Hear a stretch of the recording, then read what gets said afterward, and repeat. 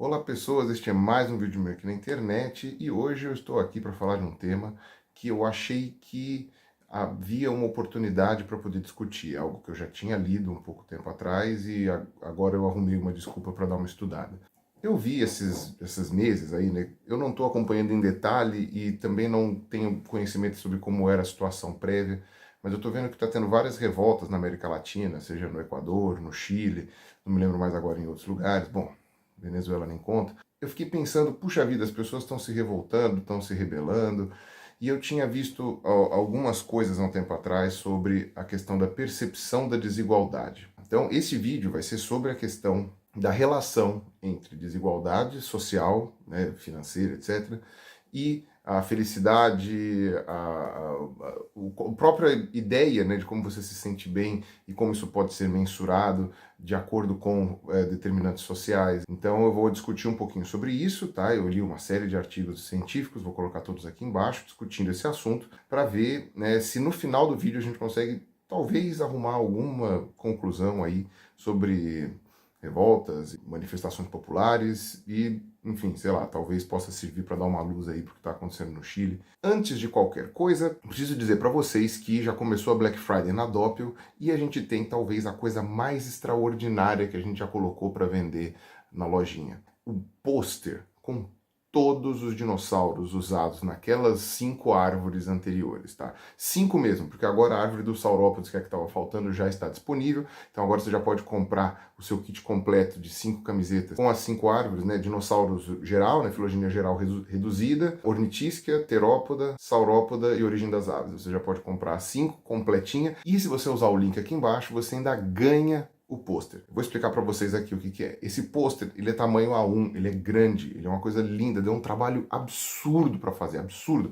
A gente, sabe, eu e o Igor, a gente ficou assim, pensando em detalhe por detalhe, assim, uma coisa muito detalhada, o mais próximo cientificamente possível que dá para chegar, né, porque as filogenias mudam e etc, né, eu tentei ser meio consciencioso ali para reproduzir as relações de parentesco dos dinossauros, e este pôster ele não poderá ser comprado. Ele será um prêmio, né, no caso um brinde ou, digamos assim, um item de colecionador para quem acessar a promoção aqui embaixo, que é compre 4 camisetas, pague apenas 3, ou seja, uma camiseta vem de graça e você ainda por cima ganha o pôster.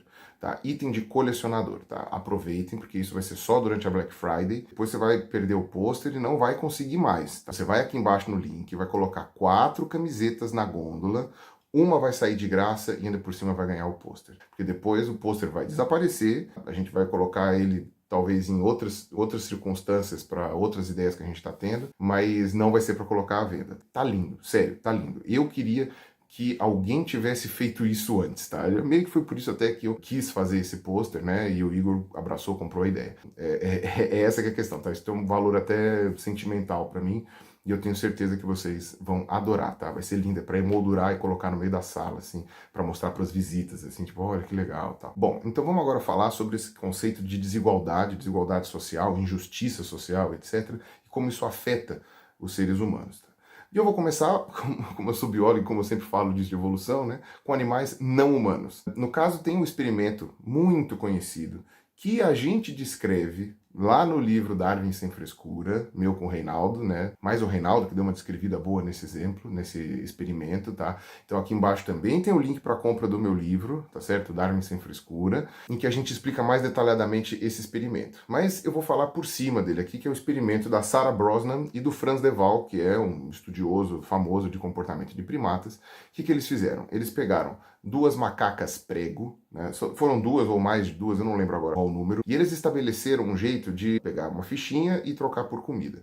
E eles estipularam 2 tipos de comida. Uvas são consideradas uma iguaria para o macaco prego, né? Uma coisa muito docinha, e pepinos. É uma comida que o macaco prego come, mas que não tem muita graça. Quando as macacas trocavam as fichinhas e davam pepinos, se os pepinos fossem dados para as 2, elas comiam pepino numa boa. Se depois de trocar as fichinhas, as uvas eram dadas para as 2, também não tinha problema. Se na hora de trocar a fichinha, uma começava a ganhar uva e a outra começava a ganhar pepino, a que ganhava pepino ficava louca. Ficava louca. Na primeira vez, ela não entendia, ficava olhando pro pepino e tipo, o que é pra fazer? Aí ela pegava outra fichinha e tentava, ganhava o pepino de novo. Na terceira vez que ela ganhou o pepino, Atacou o pepino na cara do cientista lá, começou a ficar com raiva, balançar a grade, queria... Ficou revoltadíssima. Os macacos, né, os primatas, né, no caso essa espécie que é bastante inteligente, conseguiu perceber, né, que estava sendo injustiçado, ou seja, alguém estava ganhando mais do que ela. Isso gerou uma revolta, isso fez com que ela quisesse, enfim, quebrar tudo dentro da sua possibilidade, coitado, né, um macaco de laboratório dentro de uma gaiola. Esse tipo de fenômeno, até onde eu sei, ele é conhecido para várias outras espécies de mamífero e até para algumas aves. Tá? Essa noção de desvantagem em relação ao outro e, portanto, de você tentar buscar um equilíbrio ou, enfim, tentar ferrar aquele que ganhou mais. Ela é sempre repudiada por quem se dá mal e retalhada quando possível. Quem se dá bem geralmente fica quieto, fica na boa, porque está em vantagem, então não vai reclamar. Só para mostrar para vocês que isso não é uma coisa exclusiva dos seres humanos, isso é uma coisa perceptível teoricamente para qualquer animal social, e a gente conhece alguns na qual isso é efetivamente perceptível. Agora, eu vou entrar na parte humana, eu vou deixar claro que eu vou falar, né, dentro das pesquisas que eu li, só da parte de desigualdade econômica. Eu não manjo nada de economia, eu não vou falar de economia aqui, tá? Não entendam isso, eu vou falar de desigualdade econômica, que é outra coisa. Porque várias coisas podem determinar o índice de felicidade de uma pessoa, tá? Porque eu vou fazer a comparação entre desigualdade e felicidade. A felicidade pode ter a ver com algum problema mental da pessoa, né? No caso, uma depressão crônica, um transtorno bipolar, alguma coisa assim. Tem também fatores como, por exemplo, preconceito social, né? Isso faz as pessoas serem menos felizes, né? Então, por exemplo, preconceito por orientação sexual, por identidade de gênero, cor de pele, etc. Então, isso também faz as pessoas ficarem menos felizes, né? As pessoas que são alvo de opressão por causa disso. Esta variável também foi eliminada aqui nessa pesquisa. Nessas pesquisas não foram avaliadas, tá? Só foram avaliadas as variáveis econômicas. Bom, o pioneiro, até onde eu li na bibliografia, com relação a esses estudos de desigualdade e felicidade, foi um pesquisador chamado Moravec, tá? Em 1977, que ele mediu o índice de felicidade nos kibbutz, né? Nos kibbutzim, na verdade o plural de kibbutz é kibbutzim, lá em Israel, que são sociedades comunitárias. O pessoal até fala que foram os experimentos socialistas que deram certo, né? Anarcossocialistas. Você tinha lá comunidades fechadas, né? No caso autossuficientes, em que todo mundo compartilhava ali as coisas e a propriedade privada era meio que secundária. E ele comparou dois kibbutzim, um em que basicamente todo mundo tinha o mesmo número de bens, os bens eram todos coletivos e etc, né, uma sociedade totalmente coletiva, e um outro kibbutzim em que era permitido acúmulo de bens, acúmulo de capital e etc. E ele percebeu que o primeiro grupo, o mais igualitário, as pessoas eram mais felizes do que no segundo grupo, em que você tinha diferenças de acúmulos de bem, uns com mais, outros com menos. Mas o próprio autor admitiu que o desenho do seu estudo não foi muito acurado, né? Mas enfim, já demonstra ali um sinal que estimulou outros pesquisadores a irem atrás, isso em 77. E aí a gente tem que falar o que é felicidade, afinal de contas, né? Como é que você mede isso numa sociedade? Que raios disso daí é usado numa pesquisa, né, de sociologia ou de psicologia? Esse conceito de felicidade, ele é usado faz muito tempo, e para você conseguir fazer uma pesquisa dessas, você tem que dar uma padronizada naquilo, não tem jeito. Existe meio que uma concordância, até onde eu vi, tá? Uma concordância entre os cientistas sociais e os economistas, tá? De que a felicidade, ela pode ser definida pelo conceito utilitário, que foi cunhado, se não me engano, por um filósofo ou economista chamado Jeremy Bentham, em 1789, ano da Revolução Francesa. Olha que interessante, que irônico, vocês já vão ver quando chegar no final do vídeo. Seria assim, o que seria útil para o indivíduo é tudo que faz ele ficar mais feliz, dá mais prazer a ele, ao contrário de sofrimento, que seria o menos útil. Então, a felicidade seria um balanço em que os prazeres, né, as coisas boas da vida, compensariam as coisas ruins, e isso é uma percepção individual, não tem jeito. Porém, se você usar uma entrevista com bons critérios, você consegue fazer uma escala, e aí mesmo que você tenha parâmetros diferentes para cada uma das pessoas, colocando na estatística, você consegue gerar um padrão ali, de como as pessoas percebem a vida. Então, nesse ponto, quando você isola essas variáveis, meio que tanto faz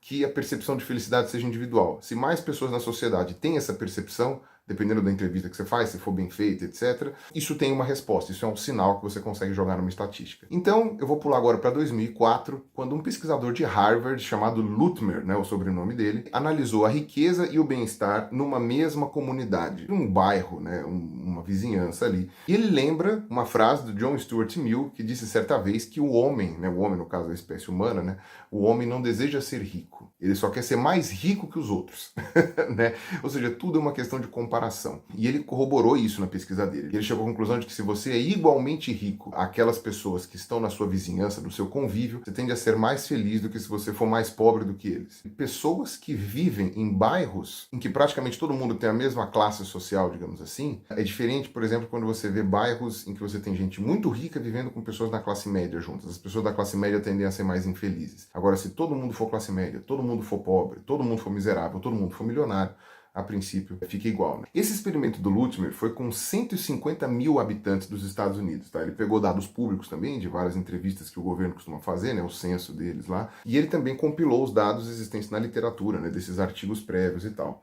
E no fim das contas, então, como eu já falei, a conclusão dele foi que a comparação é que traz a infelicidade, vai que é pior para a felicidade. E vários outros pesquisadores chegaram na mesma conclusão. No mesmo ano de 2004, o Carbonell concluiu que mesmo que o indivíduo suba na vida, se os vizinhos dele subirem também e ficarem mais ricos do que ele não fica mais feliz. Tá? Ou seja, não adianta você ter um sucesso pessoal, pelo menos a parte instintiva do ser humano, é que se você está tendo um ganho pessoal, mas os seus amigos, colegas, as pessoas com quem você convive, têm um ganho maior ainda do que o seu, isso não faz você ficar mais feliz, isso faz você continuar igualmente insatisfeito. No caso, esse Carbonell, ele usou pesquisas socioeconômicas feitas pelo governo alemão. E ele pegou algumas bem antigas, no caso, juntando todas, incluía 16 mil indivíduos. Tá? Como ele pegou esses dados antigos, cerca de 30% os dados foram coletados antes da queda do Muro de Berlim ou mesmo imediatamente depois da queda, tá? De 84 até 90, mais ou menos assim. Então, além de corroborar que a felicidade da pessoa está atrelada à percepção dela de igualdade social com relação aos vizinhos e aos conhecidos, também houve uma percepção diferente de felicidade entre os alemães orientais e os alemães ocidentais, porque os alemães orientais eram mais pobres do que os ocidentais, e assim que caiu o Muro de Berlim, o índice de tristeza deles, né, e de não felicidade deles aumentou por comparação com os alemães ocidentais. Tem um pesquisador chamado Easterling, tá? Não é Stilling, tá? É meio que inevitável fazer piada com o nome dele, sendo nós falantes do português, mas ele fez uma série de trabalhos, né, desde 74 até 91, e ele achou um dado mais interessante ainda, que o índice de felicidade de um país como um todo não aumenta à medida que ele vai ficando mais rico, à medida que esse país vai ficando mais rico. Ele concluiu a análise dos dados dele, né, a hipótese que ele propôs é que como as desigualdades sociais sempre vão existir, mesmo que o país fique mais rico,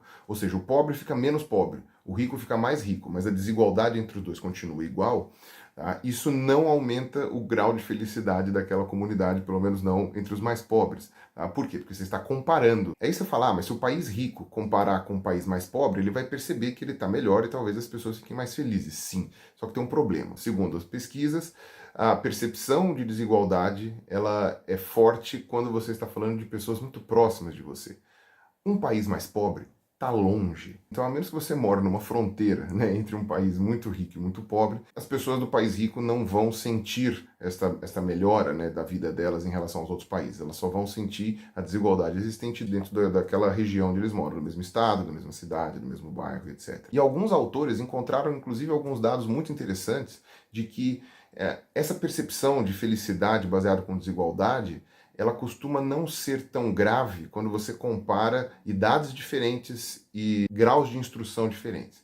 Agora, se você é uma pessoa que está se comparando com alguém com o seu mesmo nível de instrução e com a sua mesma idade, e essa pessoa está melhor que você, aí o seu grau de felicidade vai lá para baixo. Por quê? Porque a pessoa se sente um lixo, porque fala, pô, aquele cara tem a mesma idade que eu, tem a mesma instrução que eu e tá, sei lá, 2 vezes melhor do que eu. Agora, se você compara com uma pessoa muito mais velha, uma pessoa muito mais instruída, por exemplo, você fala, tá bom, vai, o cara tem motivo para estar mais rico. Mas até onde eu vi nesses trabalhos, tá, que eu dei uma olhada sobre esses dados aí, eles não usaram dados de países pobres. Mas aí veio uma dupla de cientistas, né, em 2011, se chamam Berg e Verhoeven, tá, e eles fizeram uma análise envolvendo 119 países. Tá? Eles fizeram um compilado também com esses dados públicos que existem em cada país, e isso implica que eles usaram muitos países não ricos na amostragem deles, porque você nem tem 119 países ricos no mundo. E a ideia deles era ver até que ponto a desigualdade interfere na felicidade, porque obviamente isso não deve ser infinito, né? Não é um nível estratosférico e sem limites. Tá? E eles usaram o coeficiente Gini,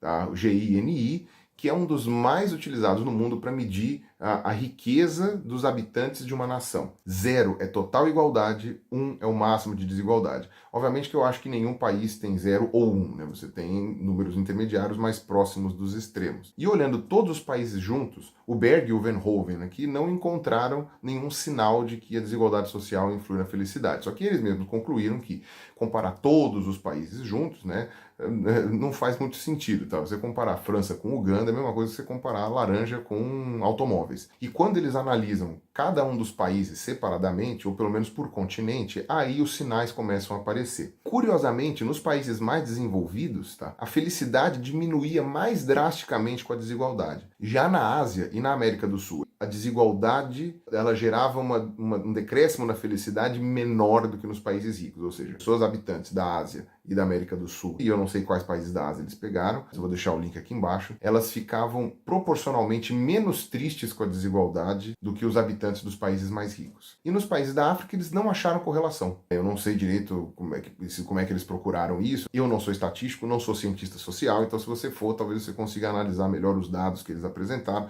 Eles colocam todos os métodos de análise deles e tal, as contas que eles fizeram lá para poder avaliar essas entrevistas e tal. O que eles chegaram na conclusão é que na África não houve correlação entre felicidade e desigualdade. Então, no final do experimento, né, na conclusão desse trabalho, esses dois autores dizem que a correlação é fraca entre felicidade e desigualdade. E aí, esses resultados foram meio conflitantes com aqueles anteriores que já tinham sido obtidos por outros pesquisadores, o que fez com que mais pesquisadores se debruçassem sobre esses dados para tentar ou corroborar ou refutar esses dois cientistas aí que fizeram esse trabalho em 2011. Afinal de contas, desigualdade social era um fator relevante ou irrelevante para determinar o grau de felicidade de uma nação? E no mesmo ano de 2011, 3 pesquisadores, se não me engano, também são dos Estados Unidos, né, Oishi Kezebir e Diener, compararam os níveis de felicidade dos Estados Unidos nos últimos 40 anos. E essa pesquisa é muito interessante, eu vou mostrar até um gráfico para vocês aí que fica bastante claro, tá? Nesses 40 anos, né, o índice Gini dos Estados Unidos aumentou drasticamente. Tá? Obviamente que, sendo um país desenvolvido, ele ainda tem, né, um índice Gini muito mais baixo do que os países pobres. Porém, aumentou drasticamente a desigualdade social nos Estados Unidos nesses últimos 40 anos. Drasticamente. Dentre os países desenvolvidos, os Estados Unidos são o que tem o índice Gini mais alto, né? Um dos.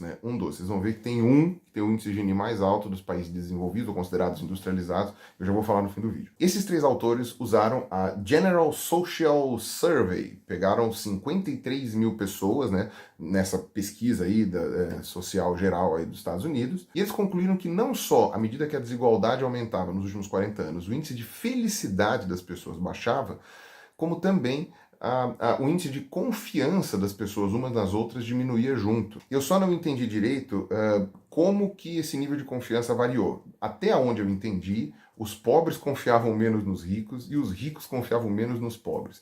Mas o mais importante que os pesquisadores notaram é aquilo que eu estou falando desde o começo do vídeo. O índice de felicidade não caiu por causa da desigualdade que aumentou drasticamente. Ele caiu por causa da percepção de desigualdade. Ou seja, se o mundo é desigual e você não fica sabendo, isso não interfere na sua felicidade. O problema é quando você fica sabendo e contempla essa desigualdade de maneira muito próxima a você. Aí sim, isso começa a afetar a maneira como você enxerga a vida e como você enxerga a si mesmo. E o mais louco é que nesses últimos 40, 50 anos, os Estados Unidos ficaram cada vez mais ricos. A riqueza em geral aumentou para todo mundo, seja para os pobres, seja para os ricos. Um americano, né, um estadunidense pobre, ele ainda é mais rico do que um brasileiro pobre. E não é só porque ele ganha em dólar. Ou seja, o importante não é a quantidade de riqueza que a pessoa tem, e sim a percepção da injustiça social que ela tem com relação aos demais. Óbvio, quando ela está na parte injustiçada. Na parte que tem mais riqueza e mais bens, você não vê essa felicidade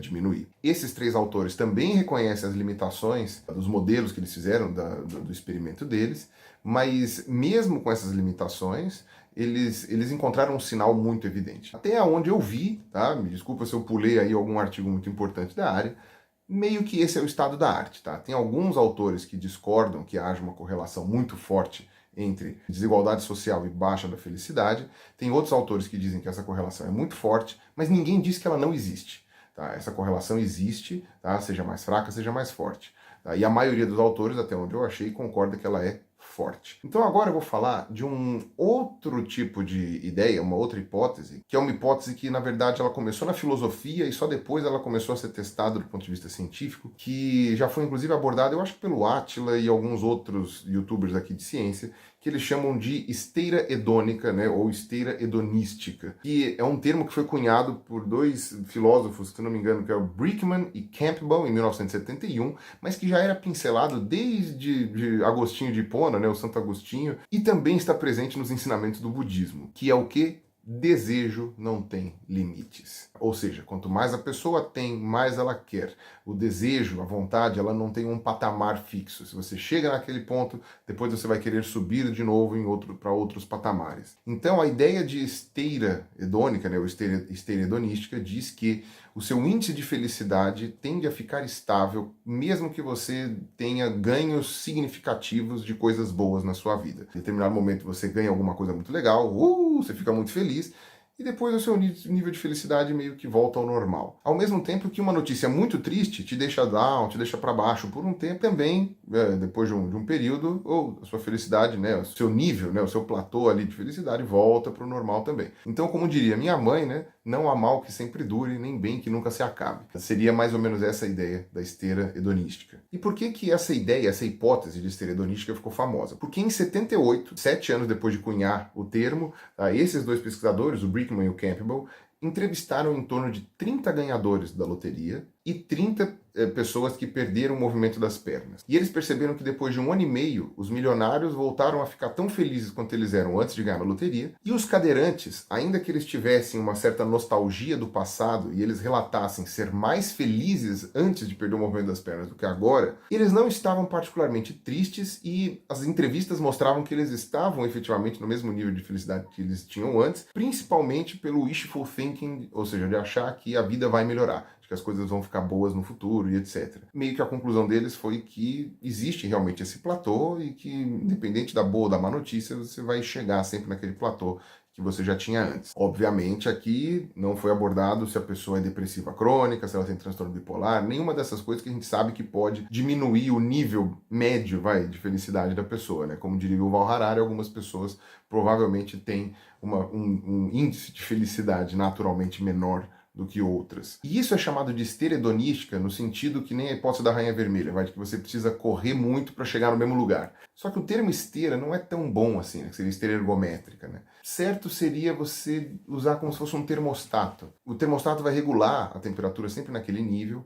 Se fizer muito calor, obviamente que vai subir um pouco a temperatura, mas a tendência é que volte. Se fizer muito frio, mesma coisa, vai baixar um pouquinho, mas a ideia é que ele controla ali a temperatura para ficar sempre naquele mesmo nível. Só que tem algumas correntes da psicologia, e óbvio, todo esse mundaréu de coaches que começaram a habitar o nosso meio, acham que este nível basal de felicidade, que cada um tem o seu, pode ser aumentado através de tratamento psicológico, através de pensamento positivo, através de sei lá o que, de qualquer outra coisa, de gastar dinheiro comprando um curso de alguém sobre como ser feliz, coisas desse sentido. Agora, por que você tem uma parte dos cientistas que discordam de que esse nível de estase pode ser elevado permanentemente, digamos assim, né? Elevado ou abaixado, né? Porque, né, aí entra mais na neurociência, os nossos estados de euforia, de tristeza, de depressão, de alegria, etc., eles são regulados quimicamente no nosso cérebro. Você tem os receptores, esses receptores, as moléculas se ligam neles, né, nos nossos neurônios, e isso faz com que você se sinta mais feliz, mais triste, etc. Então, você teria um limite químico para o seu cérebro, para ele aguentar essa dose de euforia ou de tristeza. Então, digamos assim, os receptores entrariam em estafa, ou eles atingiriam uma saturação desses neurotransmissores, seja de alegria ou de tristeza. A pessoa teria uma dessensibilização, então, desses receptores, e aí ela não sentiria mais tristeza ou felicidade e voltaria para aquele nível de estase. Então, por isso que você não conseguiria sentir nem felicidade e nem uma tristeza profunda por muito tempo. É o famoso você se acostuma, né, que a gente fala quando alguém está triste, ou o tempo é o senhor da razão, que também o pessoal fala. Então dá para traçar até um paralelo com as drogas, né, com a adição, né, a adicção. Então, do mesmo jeito que uma pessoa que não bebe, se ela tomar uma cervejinha de vez em quando, ela vai ficar muito bêbada, uma pessoa que bebe todo dia, uma cervejinha já não vai mais deixar ela bêbada, ela vai ter que tomar outra, e outra, e outra, e outra. E aí é aquela coisa do desejo que não acaba, né, o desejo é infinito, né, ou como diria Santo Agostinho, né, o desejo não tem limites. Porém, existem pesquisas, né, obviamente as que discordam, que mostram que não é tão preto no branco. Alguns países muito ricos, como a Dinamarca, a França, a Alemanha, tiveram, no passar desse tempo, né, dos últimos anos, um aumento do nível médio de felicidade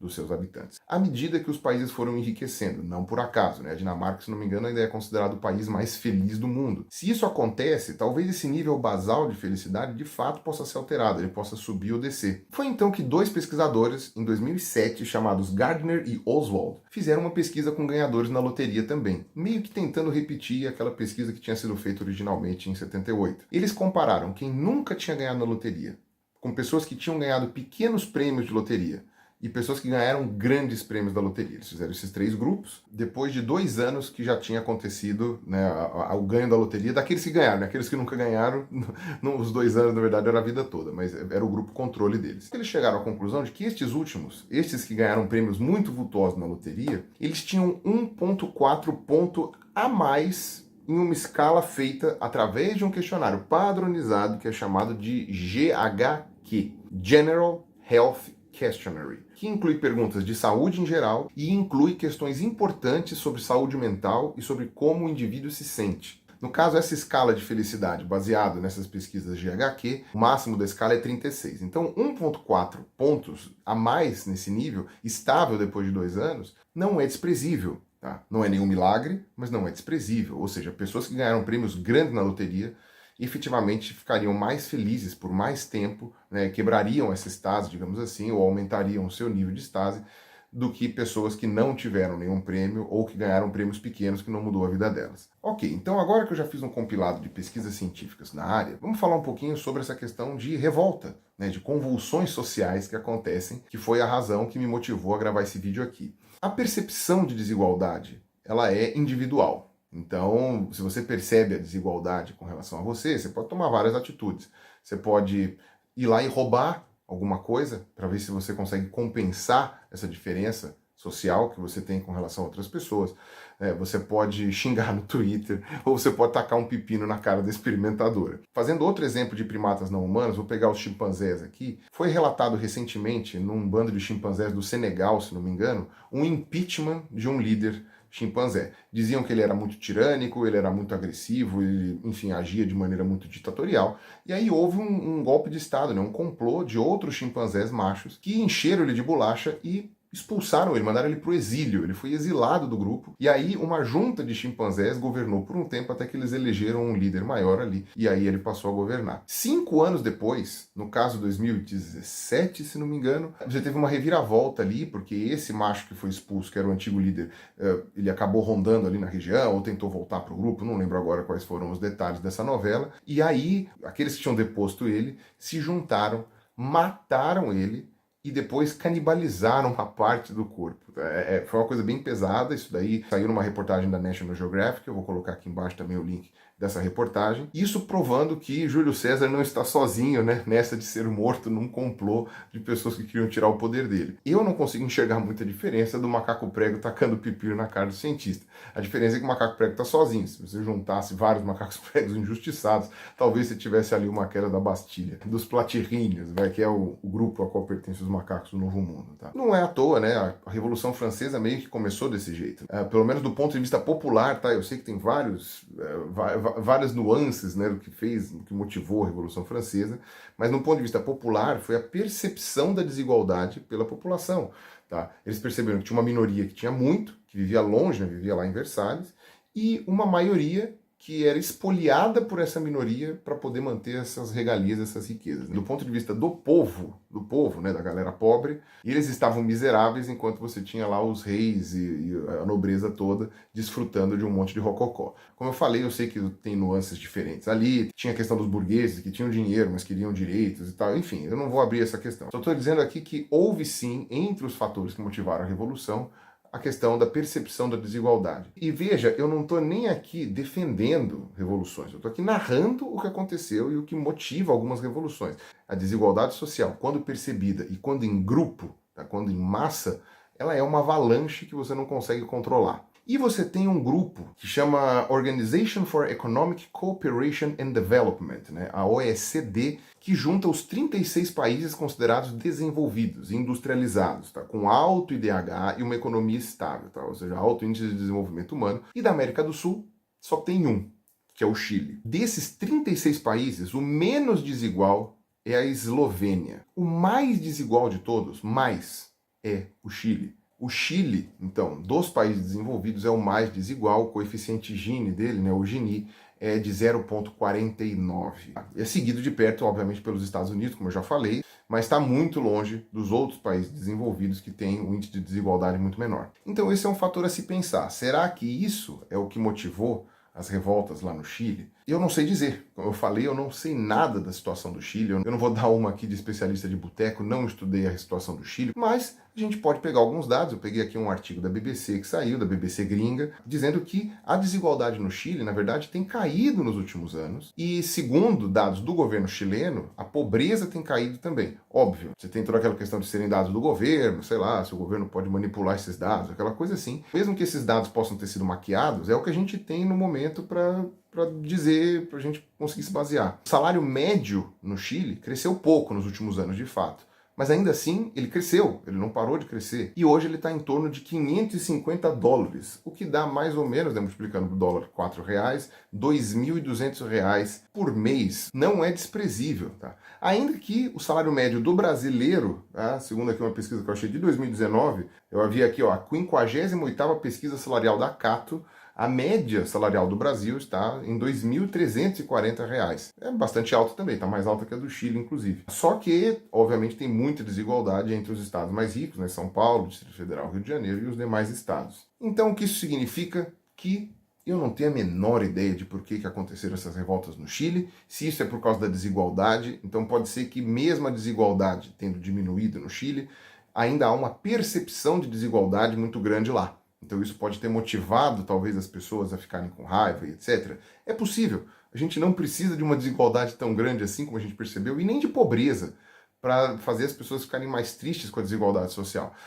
Basta você ser mais pobre que o seu colega de bairro ou que a pessoa que mora ali na rua onde você trabalha. A única coisa que eu percebi é que o motivo da revolta no Chile sendo o que está aparecendo na televisão e nos reportagens de jornal, também foi pelo aumento da passagem de ônibus, do mesmo jeito que aconteceu no Brasil, né, com a manifestação dos 20 centavos em 2013. Essa manifestação que começou por causa do aumento do preço das passagens do ônibus, é sim uma percepção de desigualdade, uma percepção de injustiça. Você já está pagando caro e você já está numa situação difícil, sei lá, então você se revolta porque você vai ter que pagar mais ainda para ir trabalhar, essas coisas, não vai ter uma compensação do seu patrão e tal. E não só a motivação é a mesma, como o engajamento popular a essas manifestações também foi gerado pelo mesmo motivo, uma violência desnecessária da polícia. Então eu lembro direitinho em 2013 que as manifestações eram de meia dúzia de gato pingado, ou até um grupinho um pouquinho maior, mas elas só ganharam a adesão massiva da população quando apareceram vídeos da polícia, né, tacando bomba e porrada em pessoas que estavam sem fazer nada, pessoas que estavam sentadas, viralizou e isso fez com que muita gente ficasse revoltada. Porque você tem, obviamente, o efeito manada. Muita gente vai na onda, muita gente adiciona a pauta original, suas reivindicações particulares, o mesmo tipo de manifestação pode gerar, através do efeito manada, grupos de pessoas que apareçam para defender coisas diferentes do que aquilo que foi a proposta original. Você vê que a coisa vai agregando, vai aumentando.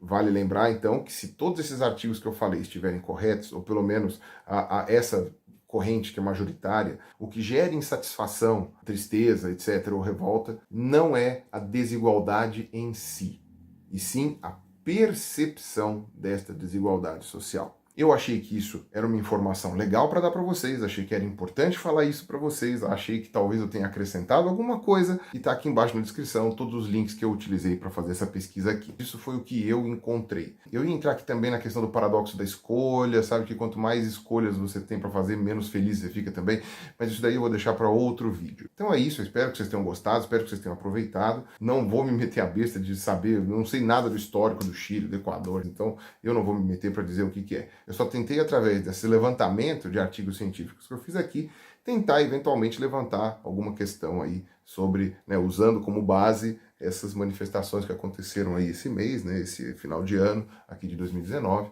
Enfim, talvez possa ajudar aí, dar uma luz para todo mundo. Então é isso, não se esqueçam da promoção das camisetas, tá? Que você ganha aquele pôster maravilhoso, lindo, gigantão, tamanho A1, com uma filogenia, né, com a genealogia de todos os dinossauros, pelo menos, de todas aquelas espécies que eu coloquei nas outras camisetas, que inclui tecnicamente todas as famílias. É legal porque você vai poder ter ali uma representação bastante completinha dos dinossauros. Então eu fico por aqui, obrigado para você que assistiu até aqui, um abraço e falou!